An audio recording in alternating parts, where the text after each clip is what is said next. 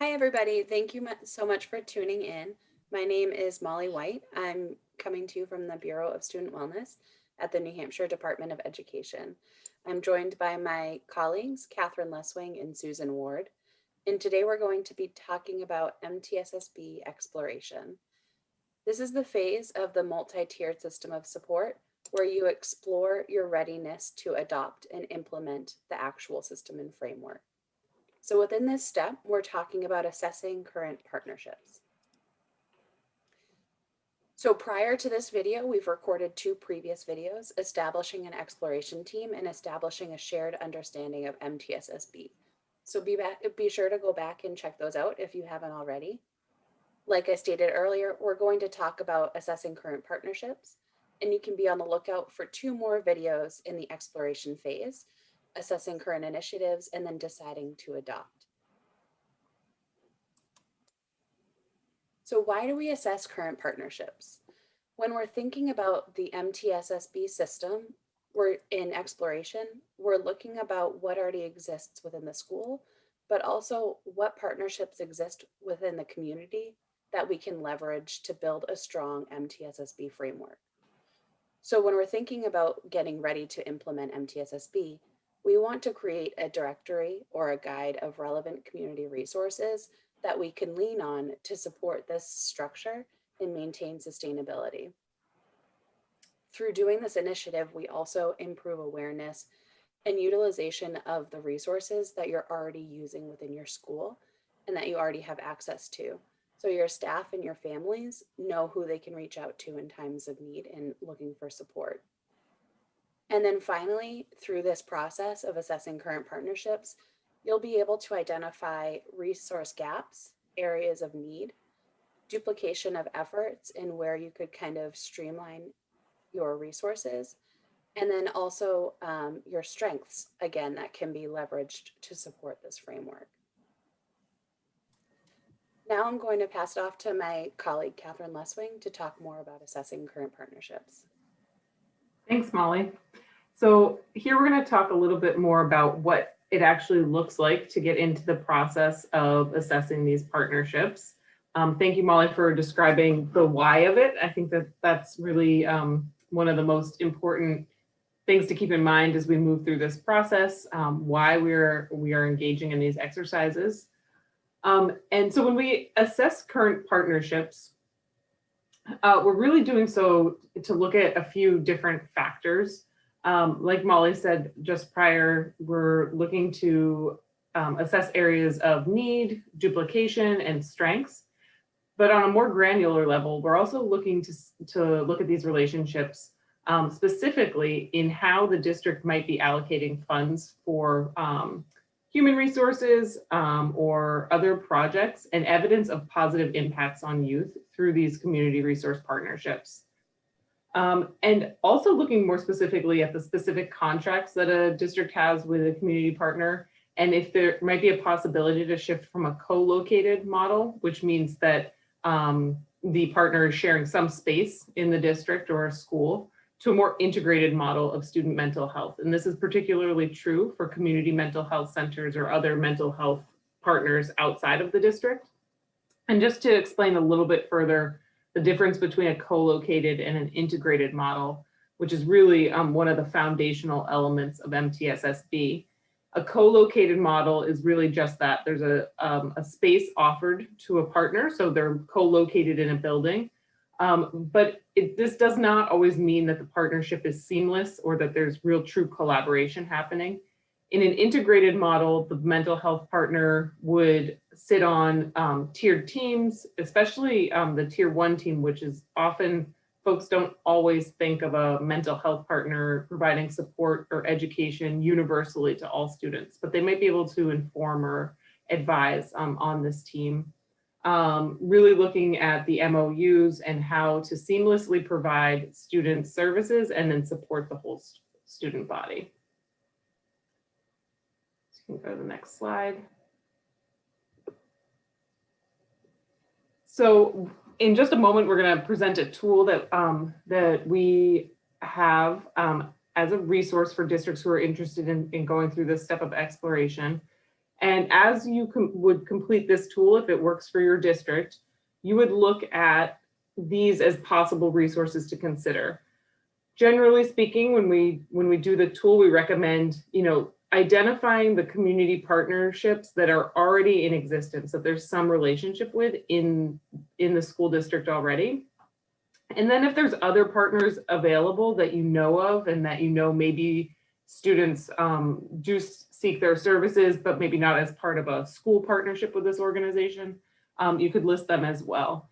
It's not a list to create a list, and I think that's the key idea to keep in mind. So Molly, you can go to the next slide. Thank you. So now we're looking here at the actual tool itself, which is available to you. And we'll walk you just kind of step by step how you might fill this out. And so we did one example there. You could list your local community health center, community mental health centers, excuse me. And you might put down specifically the name of the community mental health center that your district either partners with or is in whose catchment area your school falls under. You would list the resource type. In this case, it's the healthcare provider and their mental and behavioral health provider. And there's a drop-down box there for you to select which partner. You can list the town served, the ages that are served through the by this community partner, and then also the existing connection that the district has with the partner. So is there no existing connection?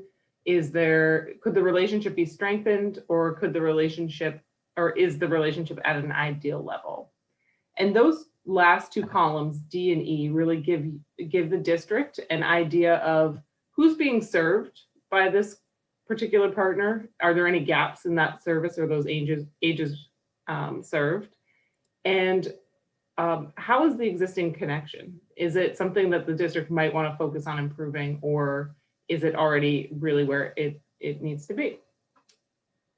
You can go to the next slide, Molly.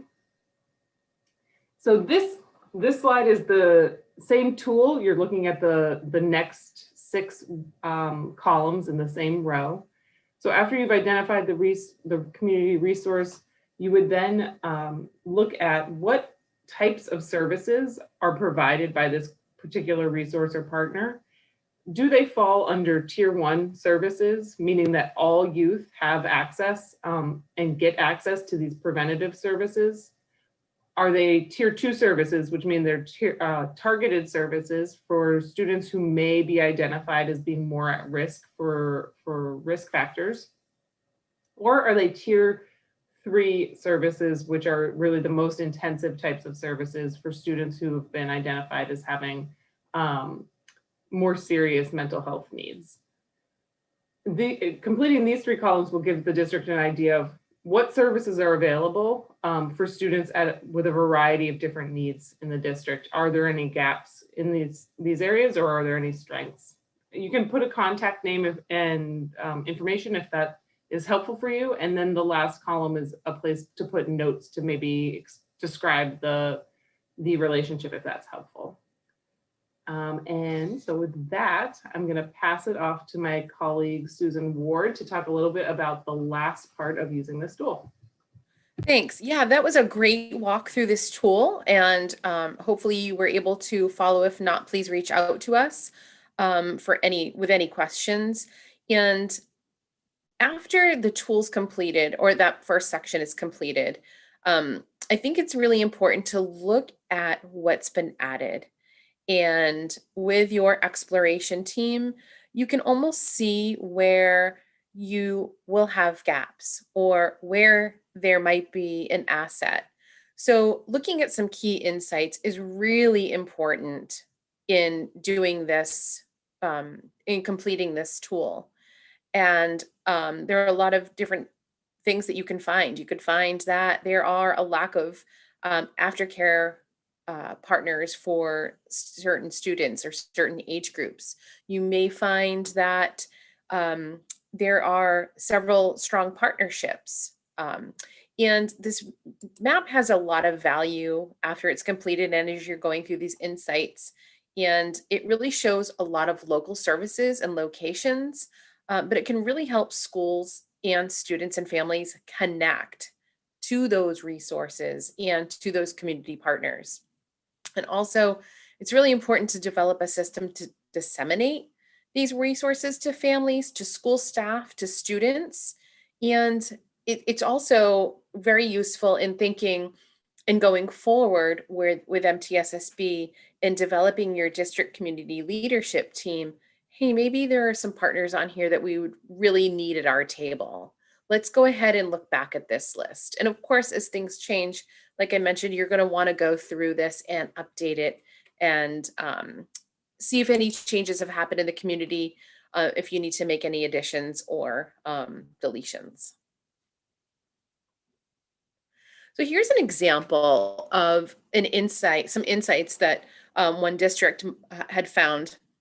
So there was a high school, and it was approximately 1,700 students. They conducted this process through the MAP, and they did it to assess behavioral health capacity and resources that were currently available in their school, but also in their surrounding community.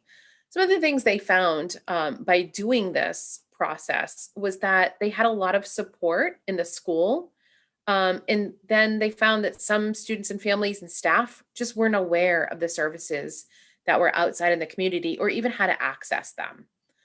So that was key in going through this process. They also found that they had tier 1 and 2 services, but those services were limited. And so by doing this, they were able to gain insight to changes that they could probably start to work on. And then they also looked at their relationships with community mental health centers and realized that they weren't being accessed in a way that they could be. And also they found that information to information about cost and accessibility, it wasn't always clear to families for aftercare and for youth programs. So those are some just insights that one high school came to develop as they were going through this process. Some people might do this and maybe not have many insights at all, and that's okay too. And it completely depends on your school, your district, and to the community resources you have available in your area.